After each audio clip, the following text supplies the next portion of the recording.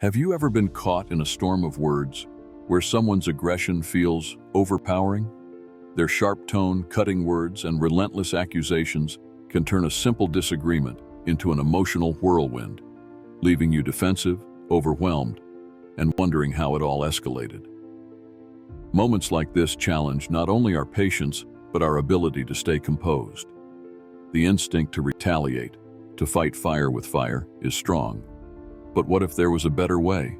A way to protect your dignity while encouraging the other person to reflect on their behavior. Stoicism provides timeless tools to navigate even the most heated confrontations with grace and strength. Instead of reacting impulsively, these techniques help you stay calm and steer the conversation, leaving no choice but for the aggressor to reconsider their hostility. Today I'll share 6 verbal strategies, inspired by Stoic wisdom, that can help you maintain your composure while gently disarming aggression. These methods aren't just about de-escalation, they're about fostering meaningful, constructive conversations. But before we begin, a heartfelt thank you for your incredible support. Creating these videos is a joy, but your thoughtful comments and encouragement are what truly make it worthwhile. If this is your first time here, please like this video and subscribe so you don't miss future insights, and so YouTube can help more people discover this content. As we dive in, think back to a time when someone's aggression pushed you to the edge, when you felt cornered, misunderstood, or tempted to respond with anger. The principles we'll explore today aren't just theories, they're transformative. With practice, they can help you stay grounded, even in the face of someone's worst. Strategy 1. Recognize hidden assumptions. Have you ever been asked a question that felt less like a genuine inquiry and more like a subtle trap? These questions often carry unspoken assumptions designed to corner you, undermine your confidence, or control the narrative. If left unaddressed, they can escalate tension and derail meaningful dialogue. The subtle danger of assumptions. The real challenge with hidden assumptions is their ability to go unnoticed, prompting you to react defensively and validate a premise you may not even agree with. Instead, Stoicism teaches us to pause, reflect, and respond with calm curiosity. In a meeting, I once faced this question: do we really want to pursue an idea that most people are clearly against? Though it seemed innocent, it implied my proposal lacked support. Instead of reacting, I calmly replied, "I wasn't aware this approach was widely opposed. Has anyone shared concerns I might have missed?" Hidden assumptions in everyday life. These traps appear often in personal relationships. For example, an old friend once asked me, "Do you still cling to those odd ideas you used to share?" Instead of reacting to the judgment, I replied, "It sounds like you find those ideas unusual. I'd love to hear why you feel that way." The power of a calm response. Curiosity is a powerful tool when dealing with hidden assumptions. It allows you to neutralize tension, maintain control of the conversation, and protect your inner peace. By inviting others to explain their perspective, you often shift the dialogue from confrontation to connection. Lessons from Stoicism. Stoicism reminds us that we can't control others' words, but we can control how we respond. As Epictetus said, "It's not what happens to you, but how you react to it that matters." When faced with a hidden assumption, pause and ask yourself, what is this person implying? Is it valid? How can I respond with calm and clarity? Strategy 2. Escape the trap of distorted words. It's deeply frustrating when someone twists your words into something you never meant. These distortions, whether accidental or deliberate, can provoke defensiveness and pull you into unnecessary arguments. But Stoicism teaches us that the power to redirect such situations lies in our calm and measured response. The challenge of misrepresentation. When someone distorts your words, it's often designed to provoke a reaction. Emotional responses only add fuel to the fire, validating the distortion and escalating the conflict. Instead, the key is to pause, reflect, and respond with clarity, diffusing the tension and refocusing on the issue at hand. A lesson in composure. I once witnessed a colleague handle this challenge masterfully during a team meeting. She proposed a new idea to streamline processes, only for another colleague to twist her words saying, So you're saying everything we've done so far is useless? Instead of reacting defensively, she paused, took a breath, and calmly replied, I'm not suggesting everything is ineffective, just that we can improve a few areas for better outcomes. Her composed response left no room for misinterpretation, diffused the tension, and steered the conversation back to productive discussion. This simple yet powerful tactic not only protected her perspective, but also reinforced her credibility among the team. Everyday examples of distorted words. Such scenarios aren't limited to meetings. They happen in everyday interactions too.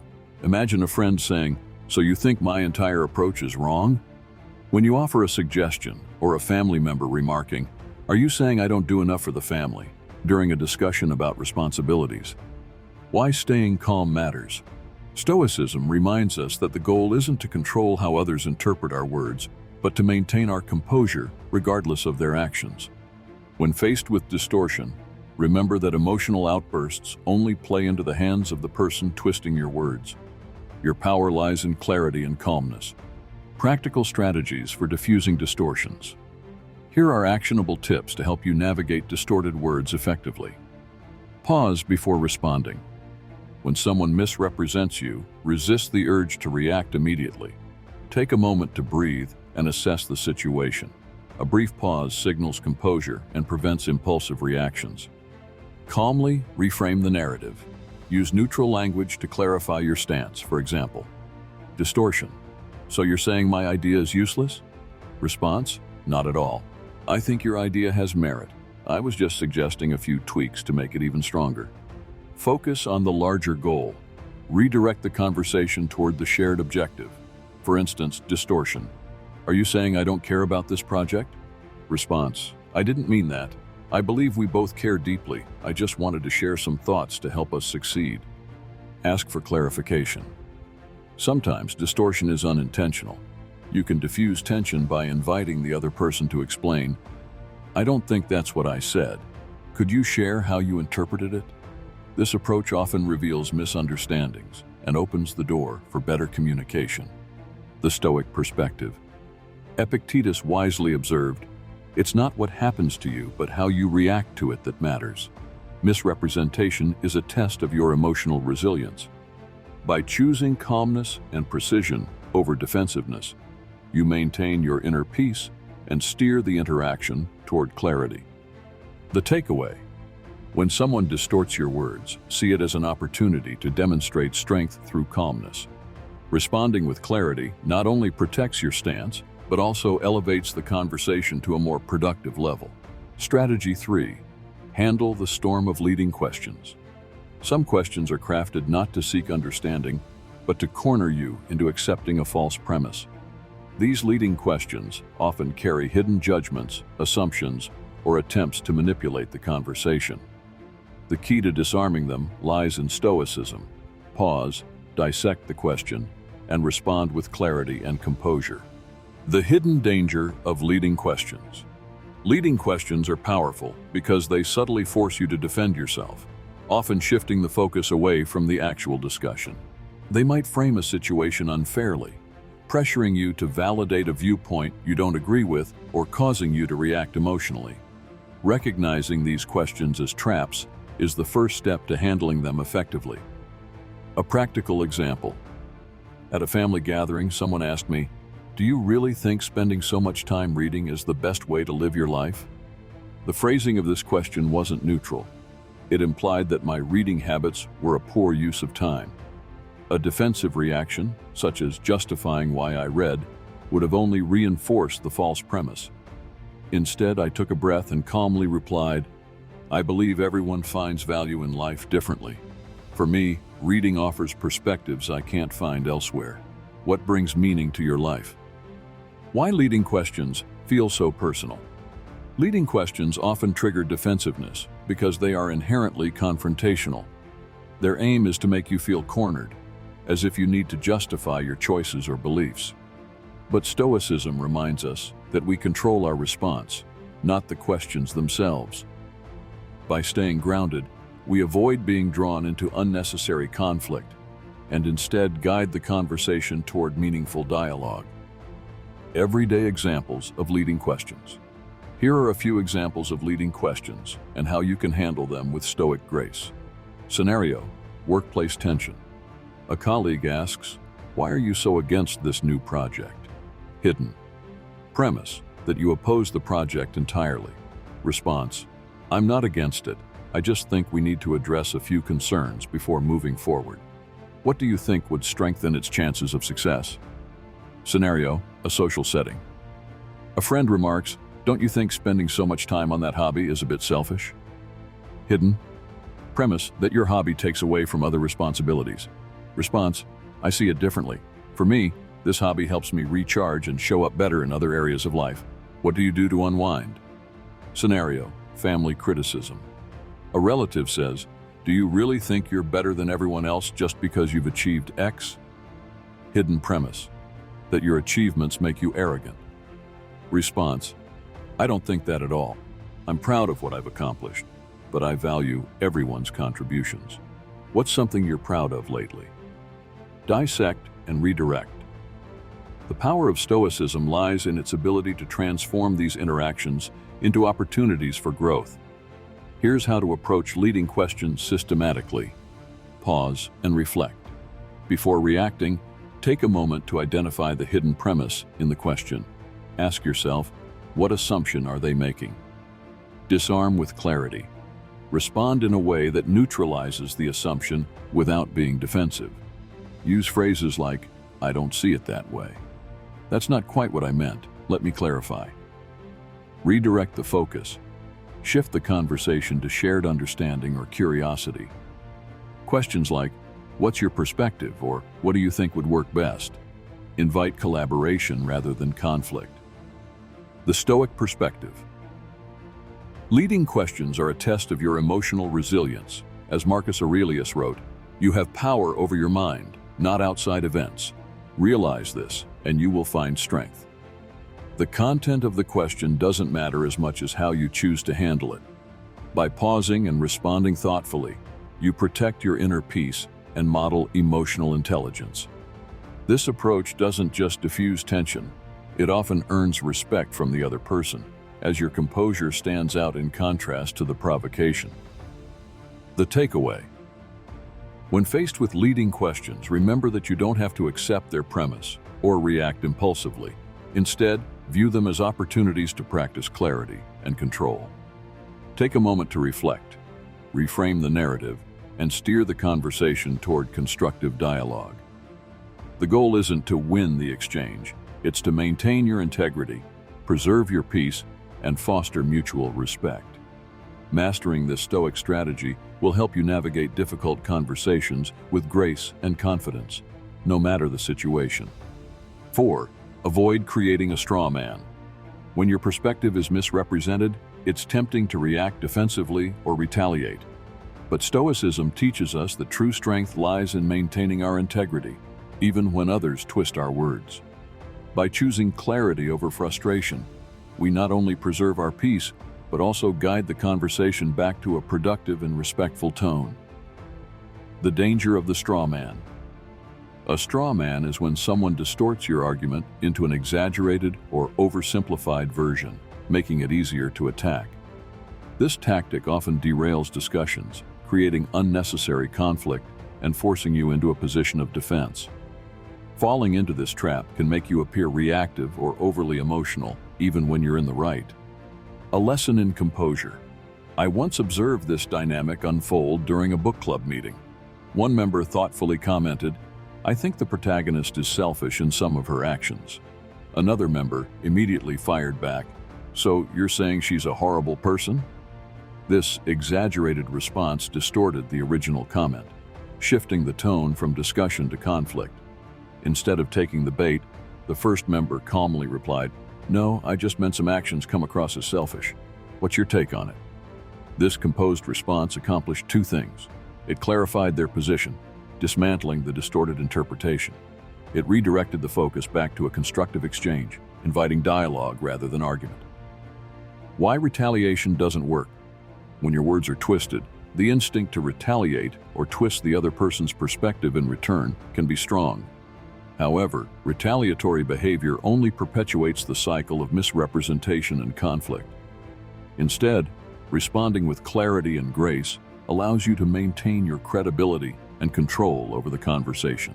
Everyday examples of misrepresentation. Strawman tactics aren't limited to formal discussions. They frequently appear in personal, professional, and social interactions. Here are some examples and ways to handle them. Scenario: a workplace discussion.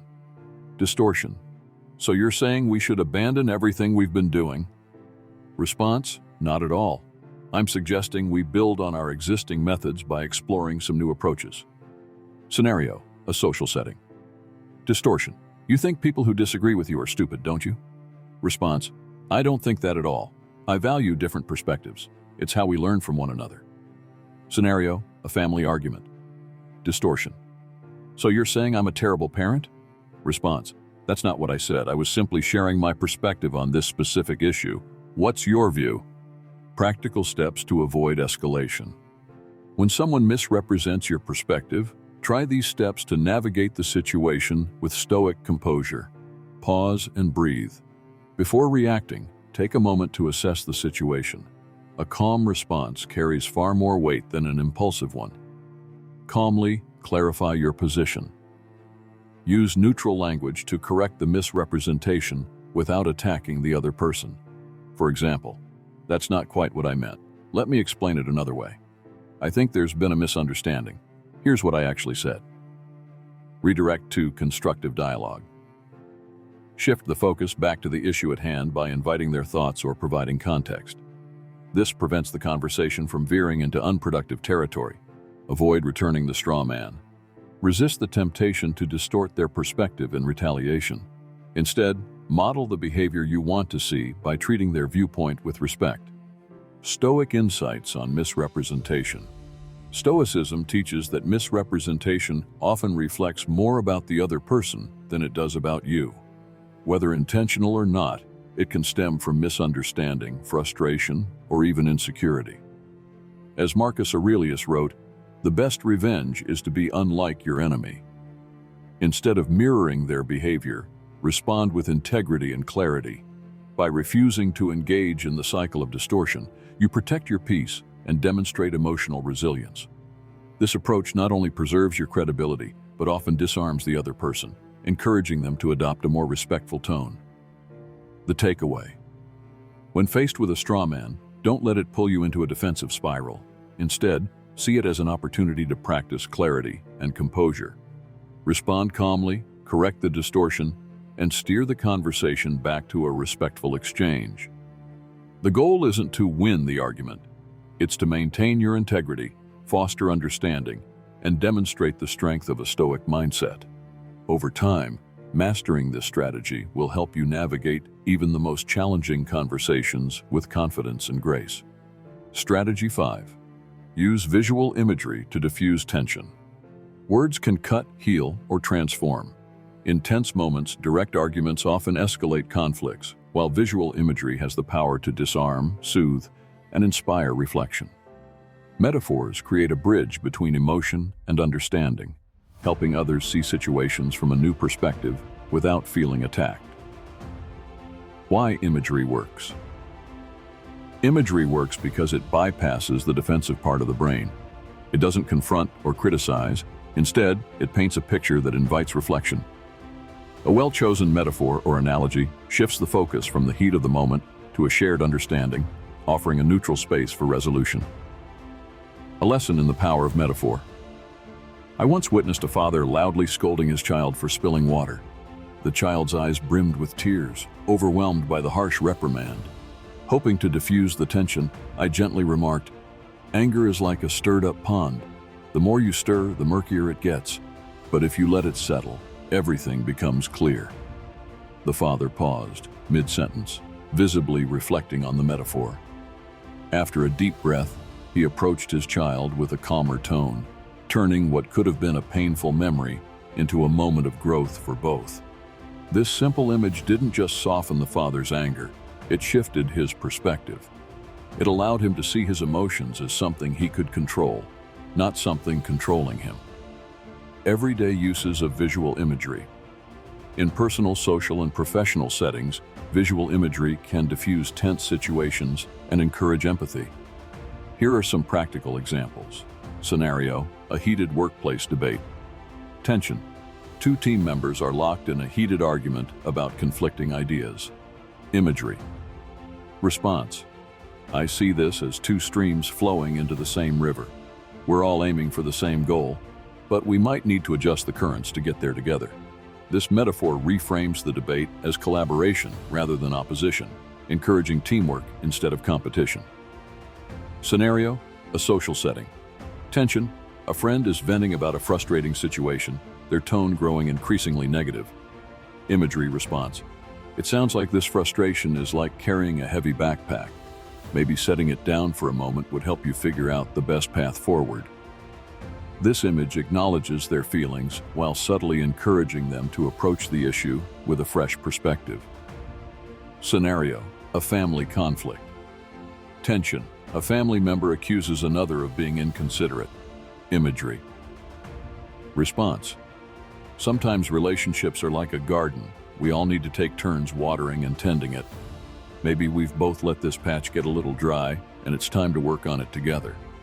This shifts the focus from blame to shared responsibility, opening the door for reconciliation. Choosing the right metaphor.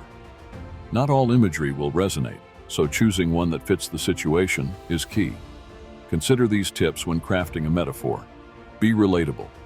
Use images the other person can easily visualize or connect with, like nature, everyday objects, or shared experiences. Avoid blame.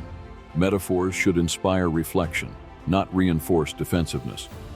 Focus on shared understanding rather than highlighting fault. Keep it simple. Overly complex analogies can confuse rather than clarify. A clear, vivid image is more impactful. The Stoic perspective on imagery. Stoic philosophy often relies on visual metaphors to convey profound truths. Epictetus, for example, likened life to a ship voyage, reminding us that we control our responses to storms, but not the weather itself. Marcus Aurelius famously wrote, "The impediment to action advances action. What stands in the way becomes the way." This metaphor invites us to see obstacles as stepping stones for growth rather than barriers. When we communicate with imagery, we tap into this same power. We encourage reflection and guide others toward solutions without confrontation. Practical steps to use imagery. Pause and observe the situation. Before offering a metaphor, take a moment to assess the emotional state of the person and the context. Choose an image that aligns with the tone and complexity of the issue. Speak calmly and kindly. Delivery matters as much as the metaphor itself. A calm, empathetic tone ensures the metaphor is received as a gesture of understanding, not condescension. Encourage reflection. After sharing your imagery, allow the other person to process it. Silence can be a powerful tool for letting the message sink in. The takeaway imagery isn't just a tool for diffusing tension, it's a means of fostering connection and understanding.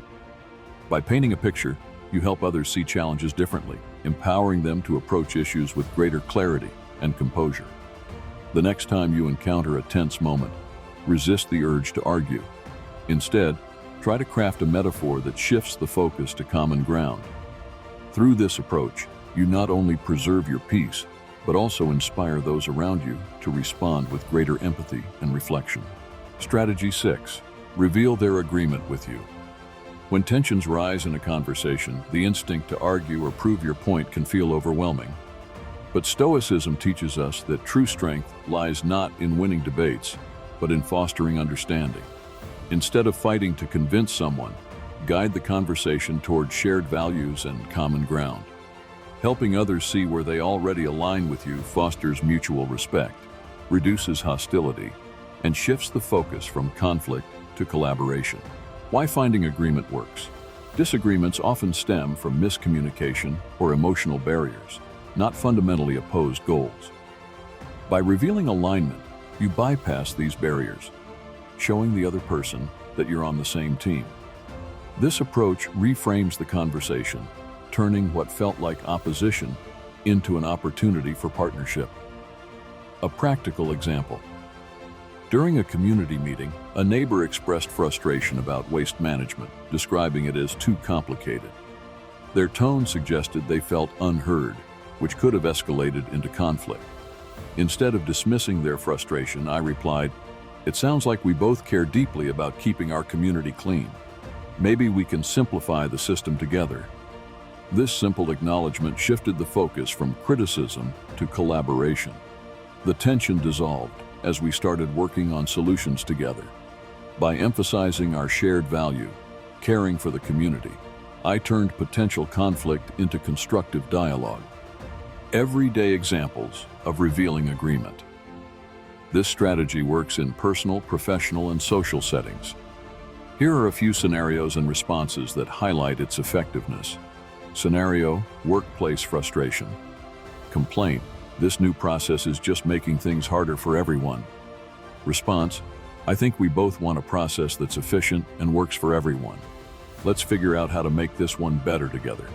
This reframes the frustration into a shared desire for improvement, encouraging collaboration. Scenario: social disagreement. Complaint: "Why do you always have to bring up controversial topics?" Response: "It seems like we both value meaningful conversations. I'd love to hear your perspective on this topic." By focusing on shared values, you redirect the tension toward a more constructive exchange. Scenario: family conflict. Complaint: "You're always criticizing the way I handle things." Response: "I think we both want what's best for the family. Let's talk about how we can support each other better." This response shifts the focus from blame to shared goals, fostering understanding. How to identify common ground. Finding agreement requires active listening and empathy. Pay attention to the other person's underlying values, concerns, or motivations. Even in heated disagreements, there's often a shared goal or principle beneath the surface. For example, a coworker criticizing a project may share your desire for its success. A partner upset about a decision may share your goal of maintaining harmony in the relationship. A friend disagreeing with your opinion may still value open and honest communication. By identifying these shared values, you can guide the conversation away from conflict and toward collaboration. Practical steps to reveal agreement. Listen actively. Focus on the other person's words, tone, and emotions. What are they truly trying to express? Beneath frustration or disagreement, there's often a shared concern or value waiting to be acknowledged. Acknowledge their perspective. Validate their feelings or concerns without necessarily agreeing with their stance. For example, "I understand why you feel that way. It sounds like this issue is really important to you." Highlight shared values. Look for points of alignment and emphasize them. Use phrases like, "It seems like we both care about," "we both want to achieve." Invite collaboration. Once common ground is established, steer the conversation toward solutions or mutual understanding. For example, "How do you think we could work together on this? What do you think would be a good next step?" The Stoic perspective on collaboration. Stoicism reminds us that conflict often arises from misaligned perceptions, not opposing goals. Marcus Aurelius wrote, "Men exist for the sake of one another. Teach them then, or bear with them." This wisdom encourages us to approach disagreements with patience and empathy, focusing on shared humanity rather than division. By revealing agreement, you model calmness and emotional resilience, setting the tone for a more respectful and productive conversation. This approach isn't about compromising your principles. It's about showing that even in disagreement, there's room for understanding and cooperation. Life will always present challenges, often in the form of difficult conversations. But with these 6 strategies, you can face them with calmness, resilience, and clarity. Which of these methods resonated with you most? Have you faced a situation where they could have helped? If you found value in this video, like, share, and subscribe. Your support spreads this wisdom to others who might need it. And don't forget to leave your thoughts in the comments. I'd love to hear your story. Thank you for joining me on this journey, and I'll see you in the next episode.